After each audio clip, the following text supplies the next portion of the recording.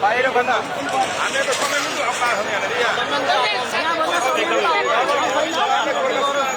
बाहिरबाट आएर यहाँ सडक जाम गर्ने होइन क्या सडक जाम गर्ने होइन क्या बाहिरबाट आएर हामी त मान्छे होइनौ किन सडक बन्द गर्नु पर्यो हामी हाम्रो गर्नु भएको अनि के त शान्त बोल्नु पाइन्छ त्यो त बोल्नु होला कसले के बोल्नु होइन तर अब छुरी बोकेर